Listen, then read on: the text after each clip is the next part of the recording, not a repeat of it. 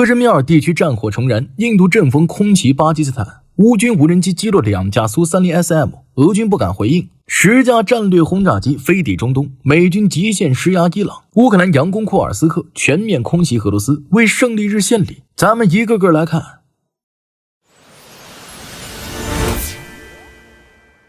根据 BBC 5月7号的报道，德里政府在当天凌晨4时许，针对巴控克什米尔及巴基斯坦境内共9个地点发动空袭。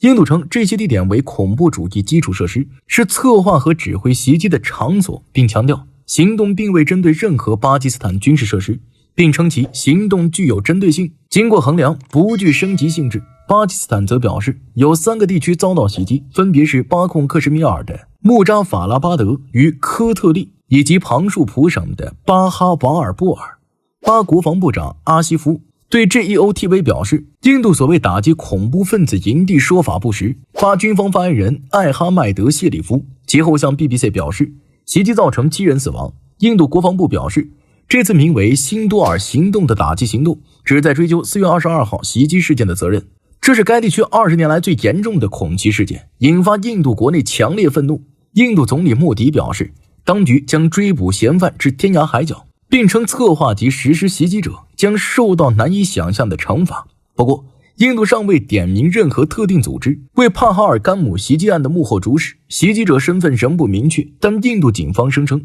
其中2名袭击者为巴基斯坦籍，并指控巴基斯坦支援武装分子。巴基斯坦否认指控，重申与4月22号袭击事件毫无关系。在事件发生后的2周内，两国互相采取报复措施，包括驱逐外交人员、暂停签证及关闭边境口岸。许多人预期局势可能升级为跨境打击。此外，在印度对巴基斯坦发动袭击后，巴基斯坦包括首都伊斯兰堡在内所有主要城市7日宣布进入紧急状态，全国所有学校和教育机构将在当天停课。巴基斯坦还宣布关闭全国空域48小时，全国范围内所有航班已被取消。巴基斯坦空军、陆军与情报机构正协调行动，准备实施更大规模的军事反制。如果局势继续失控，这场由帕哈尔加姆恐袭引发的冲突或将演变为印巴之间自1971年以来最严重的全面军事对抗。这场在俄乌局势、中东动荡交织的背景下，南亚火药桶再次点燃，无疑让全球安全格局更加脆弱。与此同时，印度国家安全顾问多瓦尔与美国国务卿卢比奥进行了谈判，并向他简要介绍了辛多尔行动，称该行动重点突出、精准到位。但据美媒报道，美国总统特朗普称印度对巴基斯坦的军事行动真可耻，并表示他刚刚得知这一消息，只希望这一切尽快结束。5月7号，又有2架 B-52H 远程战略轰炸机从路易斯安那州巴克斯戴尔空军基地起飞，飞往印度洋上的迭戈加西亚岛。这与昨晚起飞的 B-52 的飞行路线相同。很快将有10架远程战略轰炸机部署到距离伊朗不到2000英里的岛上基地，其中包括4架 B-52 和6架 B-2A。分析人士普遍认为，此举为即将在5月11号举行的第4轮美伊核谈判施压。自4月12号起，美伊已在阿曼和意大利举行3轮间接谈判，讨论新核协议框架，前几轮涉及浓油缩制裁等专业技术议题。特朗普曾对达成协议表示乐观，他此前曾表示，若伊朗不终止核计划将动武，拒绝在威胁下谈判。此次谈判是特朗普2018年退出伊核协议后双方最高级别会晤。西方国家担忧伊朗铀浓缩计划可能发展核武器。乌克兰军情总局于5月3号在社交媒体上发布了该消息。该局下属特种部队与乌克兰安全局、乌克兰武装部队在新罗西斯克附近黑海海域使用海上无人艇击落了1架俄罗斯苏30 SM。稍后，泽连斯基又表示，当天还击落了另1架俄罗斯飞机。在一次成功的行动中，第2架俄罗斯飞机在克里米亚被摧毁。电报相关频道也透露，当天俄军损失了2架苏30 SM。综合网络信息，尤其是乌克兰军情总局发布的相关视频来看，事情发生在距离新罗西斯克海岸约50公里处。乌克兰无人艇马古拉威5发射 AIM-9 响尾蛇空空导弹，成功击落了低空飞行的俄苏30 SM。至于2架苏30 SM 战斗机的飞行员，第1架的2名飞行员成功弹射跳伞并被渔船救起，第2架的2名飞行员则尚不清楚。俄罗斯对本次事件基本没有回应。仅宣称在黑海海域击沉了多艘乌克兰无人艇。乌克兰方面透露的信息也很少，考虑到无人艇的感知能力受限，意外击落苏 30SM 的可能性不大。显然乌军经过周密策划，被击落的这架苏 30SM 隶属黑海舰队独立海军强击航空兵第43团，他们的主要任务是向奥德萨等乌克兰沿海城市发射 KH-5969 系列空射巡航导弹。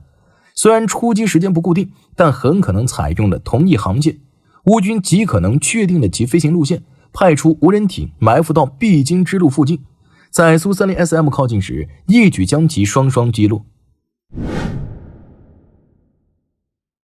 胜利日临近，俄乌两军都在忙着献礼。据 Deep State 报道，俄罗斯军队正在科特廖罗夫卡、新希尔卡和新达罗夫卡一带推进，距离第聂伯罗彼得罗夫斯克州边界也不到3公里。此前，乌克兰军队就多次表示，俄罗斯要用打进第聂伯罗彼得罗夫斯克来为胜利日献礼，这也是目前俄军在前线最显著的进攻行动之一。但考虑到普京72小时停火即将开始，俄军能否突破这最后不到3公里很不好说。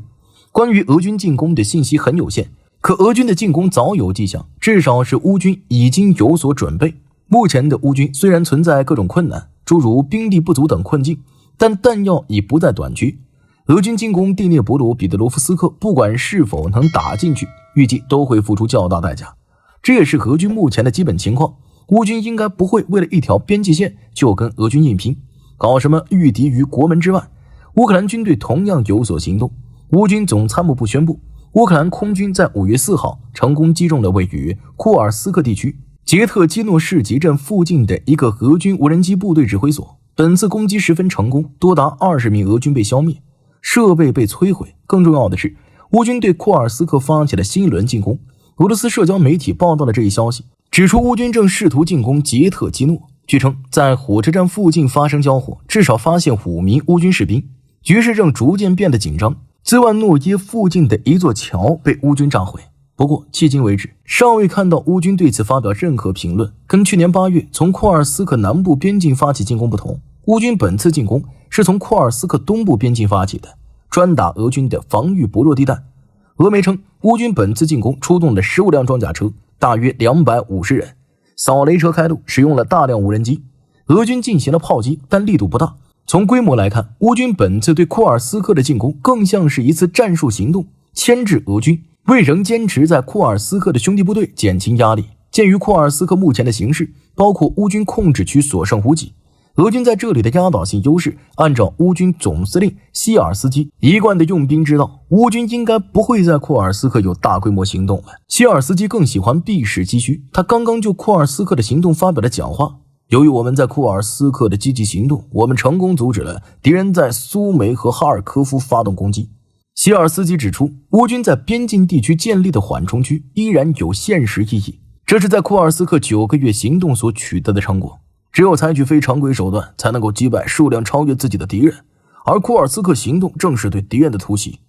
如果乌军打算再次大规模入侵俄罗斯，应该不会选择库尔斯克了，而是俄军防御薄弱的地区，没必要继续在俄军占据显著优势的库尔斯克发起行动。对俄罗斯的入侵，政治意义要大于军事意义，而不管入侵俄罗斯哪里，克工都必须从前线调动大量部队和资源来执行反恐任务，减轻前线乌军压力，并为可能的反击创造条件。